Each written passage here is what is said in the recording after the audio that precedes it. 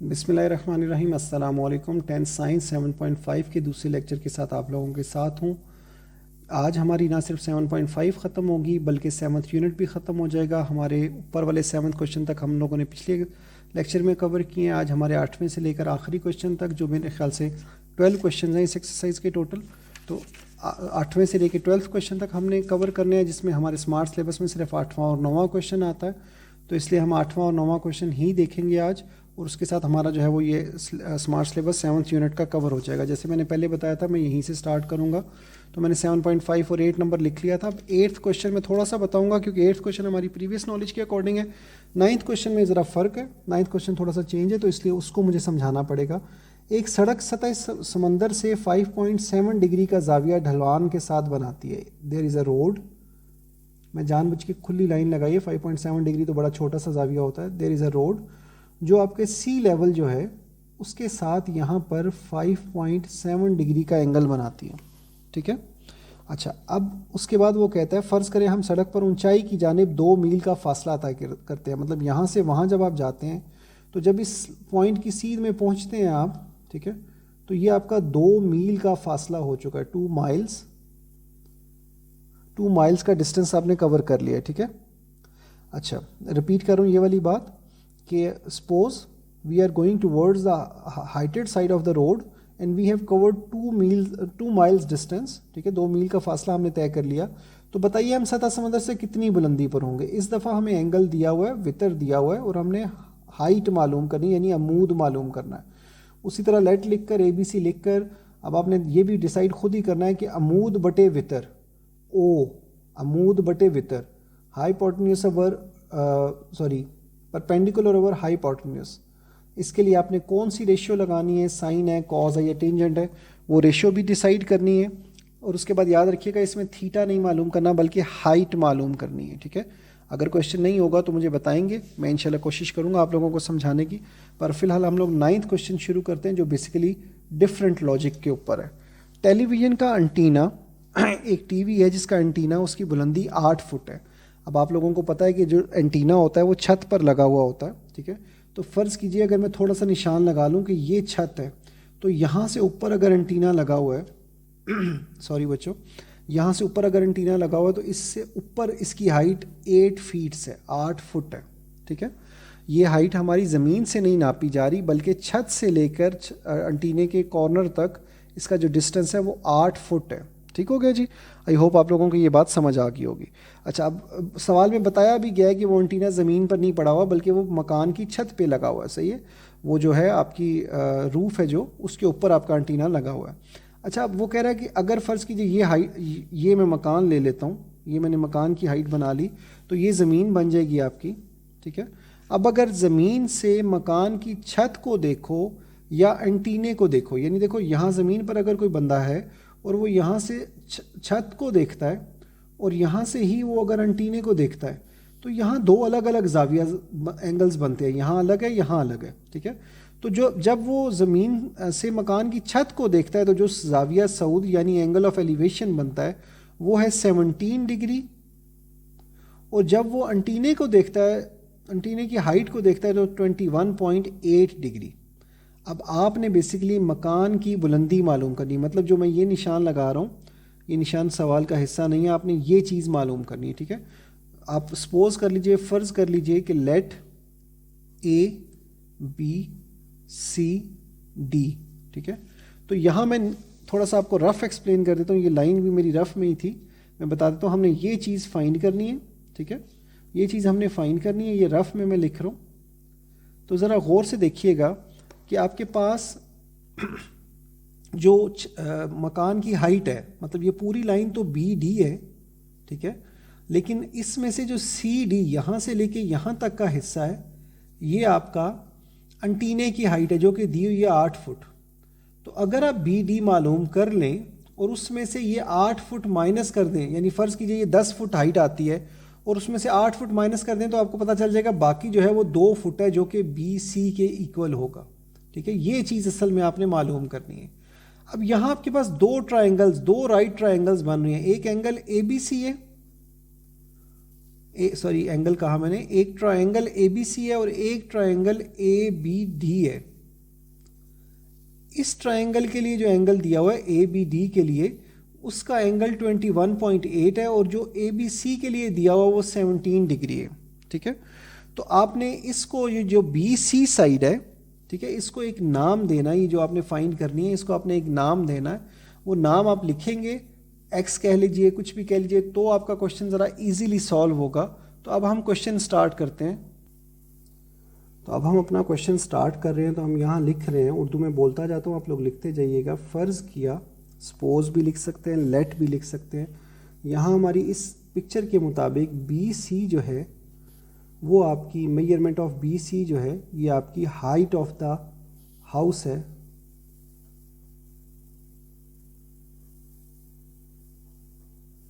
मकान की बुलंदी जो है वो BC है। ठीक है, और उसके बाद जो आपका CD है, या हाँ जी CD बेसिकली जो एंटीने की हाइट थी, ये अब हमने फ़र्ज़ नहीं किया, ये तो दिया हुआ था, वो 8 फुट थी।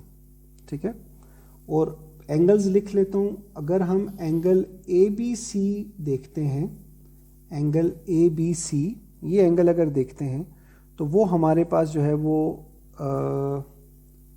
ये मैंने गलत लिख दिया है बेसिकली, ये मैंने ट्रायंगल का वो लिख दिया है। याद रखिएगा जब भी हमने कोई एंगल लिखना है, एंगल तो A पर है, तो अगर आप इसे CAB लिखते हैं, एंगल तो A ही है, लेकिन अगर DAB लिखा हुआ होगा या CAB से मुराद है ये वाला एंगल, यानी ये छोटा एंगल। ठीक है, तो जो एंगल आपका छोटे वाला है वो आपका CAB है 17 डिग्री। ठीक है, CAB ये छोटा वाला एंगल, और DAB जो है वो आपका बड़े वाला एंगल है, यानी 21.8 डिग्री। तो यहाँ मैं बड़े एंगल का जिक्र करना चाहता हूँ। तो मेजरमेंट ऑफ एंगल DAB जो है वो आपका 21.8 डिग्री है। ठीक है, अब आप जैसे आपने इसको जो चीज़ फाइंड करनी थी, हाइट ऑफ हाउस, उसको बेसिकली आप सपोज कर रहे थे यहाँ लिखना था। इस जगह पर मैं ये एरो डाल के नीचे लिख रहा हूँ, is equal to x, let measurement of BC is equal to height of the house is equal to x। ये जब आपने सपोज कर लिया तो अगले सफ़े पर अब आप चले जाइए इस नॉलेज की बेस पे। याद रखिए this is x and this is 8। तो ये टोटल जो है, मतलब जैसे फ़र्ज़ कीजिए x की वैल्यू अगर 4 हो तो टोटल 4 + 8 12 हो जाएगी। तो यहाँ पर हमारे पास x की वैल्यू नहीं पता, तो जो हम पूरी साइड की वैल्यू लिखेंगे, साइड का नाम था हमारे पास BD। तो इसका मतलब है जो मेजरमेंट ऑफ BD है ये आपकी हो जाएगी 8 + x।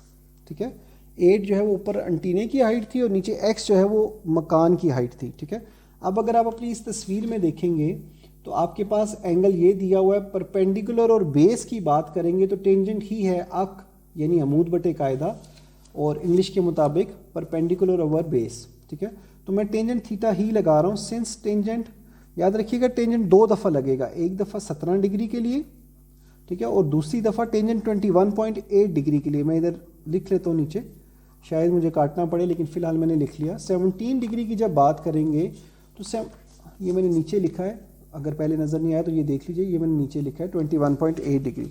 अच्छा, 17 डिग्री की जब हम बात करेंगे तो ABC ट्राइंगल की बात हो रही है जिसमें परपेंडिकुलर BC है और बेस AB है। ठीक है, तो परपेंडिकुलर BC है, मेजरमेंट ऑफ BC, और बेस जो है वो मेजरमेंट ऑफ AB है। ठीक है, अब यहाँ पर हम अगर इसको जो है वो अलग कर ले, टेंजेंट 17 डिग्री की वैल्यू भी कैलकुलेट कर सकते हैं। कैलकुलेटर उठाकर टेंजेंट 17 प्रेस करें तो आपके पास उसकी वैल्यू आ जाएगी 0.3057।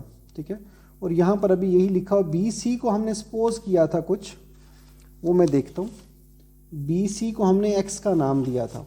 ठीक है, तो ये ऊपर मैंने x लिख दिया और नीचे मेजरमेंट ऑफ AB को हमने कोई नाम नहीं दिया था, दिया हुआ होता तो वो इस्तेमाल कर लेते। y लिख सकते हैं, आप पिछले सफ़ा ओपन कीजिए, वहाँ लिख लीजिए और उसके बाद यहाँ बेशक y लिख लीजिए। ठीक है, तो इसका मतलब है अब अगर हम x को जो है वो इस तरफ अकेला कर लें या y को इस तरफ, किसी भी एक चीज़ को हम निकालना चाहिए, जैसे अगर मैं यहाँ पर मेजरमेंट ऑफ AB की वैल्यू निकाल लेता हूँ, मेजरमेंट ऑफ AB। ठीक है, तो x तो उधर ही है, 0.3057 उधर जाकर डिवाइड हो जाएगा। ये बेसिकली इसमें नहीं निकाल सकते इसकी वैल्यू, क्योंकि हमें x नहीं पता, तो हमें ये वैल्यू इधर ही पेंडिंग छोड़नी है और उसके बाद हमें दूसरे एंगल पर आ जाना है। अब इसकी दफ़ा टेंजेंट 21.8 की दफ़ा जब 21.8 की बात करें तो हमारी ट्रायंगल ABD हो गई है। ठीक है, तो जब ए बी डी ट्राइंगल की बात करेंगे तो उसमें जो परपेंडिकुलर है वो बी डी है और जो बेस है वो ए बी है, ठीक है जी। तो measurement of B D divided by measurement of A B, नीचे तो ए बी ही था दोनों केसेस में, ठीक है। बी डी की जो वैल्यू हमने निकाली थी, बी डी की वैल्यू, वो सॉरी अगले सफ़े पर ही आई थिंक मैंने लिखी हुई है, हाँ जी ये ऊपर लिखी हुई है, वो 8 + x निकाली थी। तो यहाँ मैं बी डी की जगह 8 + x लिख देता हूँ। मेजरमेंट ऑफ ए बी को यहाँ पर भी कोई नाम नहीं दिया तो यहाँ पर भी मैं उसे एज इट इज़ ही लिख रहा हूँ, ठीक है। टेंजेंट 21.8 डिग्री को आप कैलकुलेटर पे चेक कर लेंगे तो आपके पास 0.399 आंसर आ जाएगा। अब जैसे वहाँ ए बी को ही अलग किया था तो यहाँ पर भी ए बी को ही अलग कर लीजिए, 8 + x उधर ही रहने दीजिए और 0.3999 नीचे आ जाएगा, ठीक है। अब इसको अगर मैं इक्वेशन नंबर 1 कह लूँ और इसको इक्वेशन नंबर 2 कह लूँ तो देखेंगे आप गौर से कि इक्वेशन नंबर 1, अगर ये स्टेप आपको पहले नज़र नहीं आया तो प्लीज़ अभी देख लीजिए। Measurement of A B is equal to measurement of A B उधर ऊपर चला गया, 8 + x इधर ऊपर ही रहा है और ये 0.3999 जो है वो मैं इस तरफ नीचे ले आया हूँ, ठीक हो गया जी। अच्छा, अब मैं रिपीट कर रहा था ये बात कि अगर हम 1 इक्वेशन और 2 इक्वेशन को कंपेयर करें तो देखें दोनों की लेफ्ट हैंड साइड्स इक्वल हैं, ठीक है। तो हम लिखेंगे यहाँ पे 1 और 2 का मवाजना करने से, बाय कंपेयरिंग, और भी कोई अंदाज हो सकता है लिखने का लेकिन मैं इसे ऐसे लिख रहा हूँ, बाय कंपेयरिंग 1 and 2, 1 और 2 मसावात 1 और 2 का मुवाजना करने से तो हमें क्या हासिल होगा, हमें लेफ़्ट साइड इक्वल है तो इसका मतलब है राइट साइड और राइट साइड भी आपस में इक्वल होंगी, ठीक है। तो हमारे पास आ जाएगा x ओवर 0.3057, ये वाली वैल्यू लिखी है मैंने, ठीक है, इक्वल टू ये वाली value 8 + x divided by 0.3999। Left side समझिए लेफ्ट साइड से कट गई, राइट साइड के इक्वल आ गई, ठीक है। तो अब यहाँ पर हमने x की वैल्यू फाइंड करनी है, यहाँ से हमने x की वैल्यू फाइंड करनी है और x ही हमारी असल चीज़ थी। अगर आपको क्वेश्चन नहीं याद तो रिपीट कर दूँ, BC ही हम मालूम कर रहे थे, हाइट ऑफ द हाउस ही मालूम कर रहे थे, जो इक्वल टू x लिखा हो ये यहाँ लिखना है इस जगह पर, इधर नीचे नहीं लिखना, वो जगह की वजह से मैंने एरो डाल के नीचे लिखा और ये साइड मैंने रफ समझाने के लिए की है। इस हालत में क्वेश्चन को देखेंगे तो आपको कुछ समझ नहीं आएगा, आपको रिवर्स करके एक एक स्टेप को देखते हुए लिखते जाना है और साथ साथ जो है वो समझते जाना है, तब आपको क्वेश्चन समझ आएगा। अगर इकट्ठा सॉल्व हुआ वो फाइनल शेप में देखेंगे तो आपको शायद कुछ भी समझ नहीं आएगा, ठीक है। तो अब हम यहाँ से x की वैल्यू फाइंड करने लगे हैं। देखिए यहाँ पर क्रॉस मल्टीप्लाई कर रहा हूँ, x जो है वो इधर आ रहा है 0.3999 के साथ और उस तरफ 8 + x जो है वो आ रहा है 0.3057 के साथ, ठीक हो गया जी। अब इधर मल्टीप्लाई तो कोई नहीं होगा, फिलहाल इसे ऐसे ही लिख लीजिए, 8 के साथ 0.3057 मल्टीप्लाई होगा, ठीक है, और x के साथ जब मल्टीप्लाई होगा तो x के साथ तो वैसे ही आ जाएगा, ठीक है। मतलब यहाँ 8 के साथ जब 0.3057 आप कैलकुलेटर पे मल्टीप्लाई करेंगे तो आपका आंसर ये आना चाहिए 2.4456, बीच में प्लस का साइन है, x के साथ जब मल्टीप्लाई होगा तो यही आ जाएगा 0.3057x। अब x की वैल्यूज दो हैं जिनको आपको एक तरफ करना पड़ेगा, 0.3999x, ये प्लस इधर आकर माइनस हो गया 0.3057x और इज इक्वल टू 2.4456। दोनों वैल्यूज माइनस हो रही हैं, माइनस होंगी तो बाकी बचेगा 0.0942x और दूसरी तरफ है 2.4456। अब x को आप इस तरफ रहने दीजिए और बाकी जो नंबर उधर लिखा हुआ था 2.4456 वो उधर ही रहा है, लेकिन जो नंबर इधर मल्टीप्लाई हो रहा था वो दूसरी तरफ जाकर डिवाइड हो गया है, मैं ज़ीरो मिस कर गया, 0.0942। अब जब आप कैलकुलेटर पर इन दोनों को डिवाइड करेंगे तो आपके पास इसका जो आंसर है वो 25.96 यानी तकरीबन 26 फुट 26 फीट्स आना चाहिए, ठीक है, जो कि हमारी height of the, therefore height of the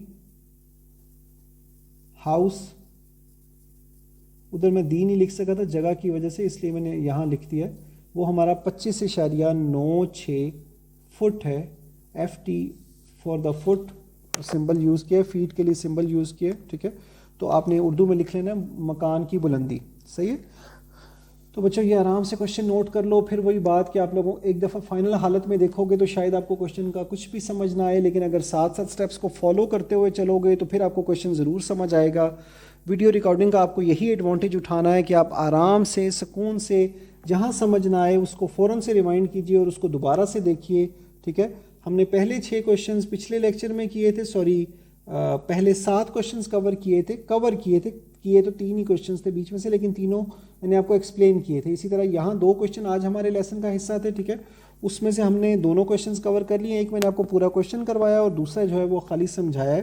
तो इस तरह 8th क्वेश्चन से लेके 12th क्वेश्चन तक हमारा कवर हो जाता है, जिसके साथ हमारा इस एक्सरसाइज का स्मार्ट सिलेबस पूरा हो जाता है, प्लस ये हमारी एक्सरसाइज भी ख़त्म हो जाती है। और 7.5 जो है वो 7th चैप्टर की आखिरी एक्सरसाइज थी, तो इसके साथ ही हमारी एक्सरसाइज भी ख़त्म हो जाती है। तो इसलिए आज के लिए तो इतना ही था, ठीक है, लेकिन अगर कोई क्वेश्चन हुआ तो वो प्लीज़ ज़रूर पूछिएगा। इंशाल्लाह अगले लेक्चर में अगले चैप्टर के साथ मुलाकात होगी जो हमने स्टार्ट करना होगा। फ़िलहाल के लिए इतना ही। अपना ध्यान रखिएगा। अल्लाह हाफिज़।